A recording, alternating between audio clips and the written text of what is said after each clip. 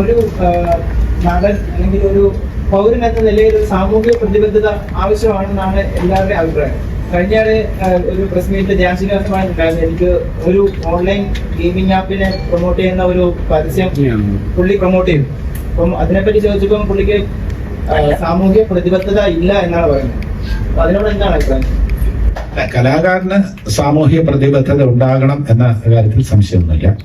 കാരണം സമൂഹത്തോട് ഒരു ഉത്തരവാദിത്വമുണ്ട്. ഞാനൊക്കെ വളരെ പേടിച്ചാണ് ഇപ്പൊ ഒരു പരസ്യത്തിന് എൻഡോഴ്സ് ചെയ്യാൻ പറയുമ്പോൾ, ഒരു ഉദാഹരണത്തിന് ഒരു പണമിടപാട് സ്ഥാപനം, അത് നല്ല രീതിയിൽ പ്രവർത്തിക്കുന്ന ഒരു സ്ഥാപനം അല്ലെങ്കിൽ നാളെ പ്രേക്ഷകര് അല്ലെങ്കിൽ ജനങ്ങൾ എന്നോട് പറയും, ജഗദീഷ് പറഞ്ഞിട്ടാണ് ഞങ്ങളൊക്കെ കൊണ്ട് പൈസ ഇട്ടത്, ഞങ്ങൾക്ക് പറ്റിക്കപ്പെട്ടിരിക്കുകയാണെന്ന് പറയാം. അതുകൊണ്ട് ഒരു പണമിടപാട് സ്ഥാപനമാകുമ്പോൾ അതിന്റെ റെപ്യൂട്ടേഷൻ എന്താണെന്ന് അന്വേഷിച്ചറിയേണ്ട ധാർമ്മികമായിട്ടുള്ള ഉത്തരവാദിത്വം നമുക്കുണ്ട്.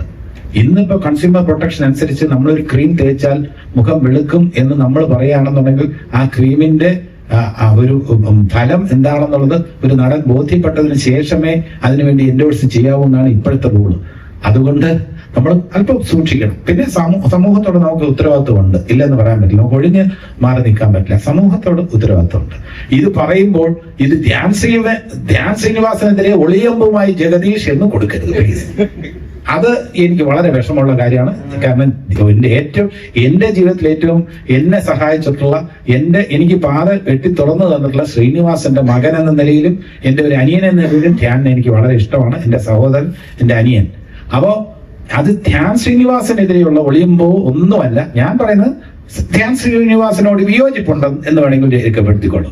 കലാകാരന് സമൂഹത്തോട് പ്രതിബദ്ധത വേണം എന്ന് തന്നെയാണ് എന്റെ പക്ഷം എന്ന് കൊടുത്തോളൂ. പക്ഷെ അത് അദ്ദേഹത്തിനെതിരെ വ്യക്തിപരമായിട്ടുള്ള ഒരു പരാമർശമായിട്ട് നിങ്ങൾ കൊടുക്കരുത് പ്ലീസ്.